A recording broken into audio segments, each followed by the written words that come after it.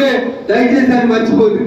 భారత ప్రజాస్వామ్యం doctor BR Ambedkar గారు చెప్పారు, 1,00,000 కోట్లున్న వెంకట్రామరెడ్డి ఓటుకి ఎంత విలువ ఉంటుందో పొద్దుకి మాపడికి మువ్వలేని మా కార్యకర్తల ఓటు కూడా అంతే బలం ఉంది. కొద్దిసేపటి క్రితం ఈడీఓలు వచ్చిరట పాపం. దానికి మీకు ఇంకా వెంకటరామరెడ్డి దగ్గర రాలేదు, అది చిన్నది పక్షి. ముఖ్యమంత్రి మాజీ ముఖ్యమంత్రి చంద్రశేఖరరావు గారి మీద ఈడీ ఇప్పుడే కొద్దిసేపటి క్రితం కేసు నమోదు చేసింది. ఏం చెప్తారు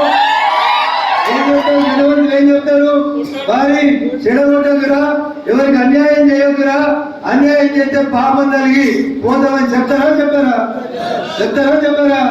వెంకటరామరెడ్డి గారు మెదకోట మెదకులో బీఆర్ఎస్ కోసం కష్టపడి జెండా మోసి ఏడ్చి ఇందాక నరేంద్ర అన్న చెప్పినట్టు ఊర్లో వెళ్ళిపోయిన కార్యకర్తల ఉసురు ఎవరికి తాకింది? వెంకటరామరెడ్డికి తాకింది. 200 కోట్లు కాదు, 500 కోట్లు ఖర్చు పెట్టిన వాడు ఎన్నికలలో గెలుస్తాడా? జనం మొదలైంది ఇప్పుడే. అదే సినిమాలో చిరంజీవి చెప్తాడు, ఏం చెప్తాడు?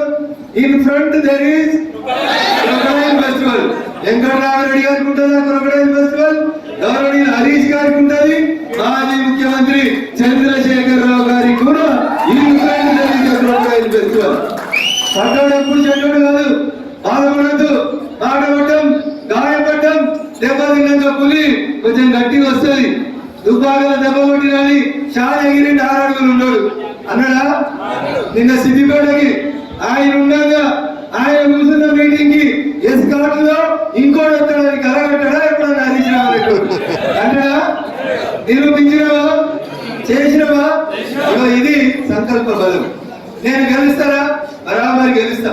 ఇందాక ఎవరైనా చెప్పారు అక్కడ పెద్ద వాళ్ళు ఉన్నారన్న, ఎమ్మెల్సీలు ఉన్నారు, ఎంపీలు ఉన్నారు, వీళ్ళు ఉన్నారు, వాళ్ళు ఉన్నారని. ఎవరున్నా ఏం కాదు, నీ ధైర్యం నేను గెలిపిస్తారా? దానికి సజీవ తార్కారం మీ ముందర ఉన్నటువంటి రఘునందన్ రావు. అంతేనా? మరి మనం 100 కోట్లు వచ్చినమా? ఓటుకు పైకి వచ్చినమా? నీళ్ళు ఇచ్చినమా?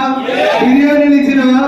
ఇప్పుడు 3 దాకా కదలకుండా కూర్చొని పువ్వు ఆగిన పెడతామంటే కదులుతున్నా? ఎవరైనా కదులుతురా? అలా టీఆర్ఎస్ అయితే ఇప్పటికీ అండలు కూడా ఎత్తుకొని ఇక ఇది భారతీయ జనతా పార్టీ కార్యకర్తలు నాయకుల యొక్క లక్ష్యం. ఒక లక్ష్యాన్ని నిర్దేశించుకోవాలి. నేను సర్పంచ్ కావాలి, నేను ఎంపీని కావాలి, నేను ఎమ్మెల్యే కావాలి. ఈ కష్టంలో ఏ దాకైనా పోవాలి. మనం ఏడు దాకైనా పోవాలి. శ్రీ ఒక మాట చెప్తాడు, చాలా సమానంగా చెప్తా. నేను పోతే పోని, నేను ఈ యుద్ధంలోకి దిగినాక చాలా మంది పోయిరు. పోతే పోని, దాంట్లో సతీ ఉందా, సుతుడు ఉన్నాడా, ఇంకెవరు ఉన్నారా పట్టించుకోకు. యుద్ధం మొదలు పెట్టిన తర్వాత యుద్ధం గెలిచేదాక మళ్ళీ ఎంతో తిరిగి చూడద్దు. పోయిన ఎవరిపోయినాడని దాని గురించి పట్టించుకోవద్దు.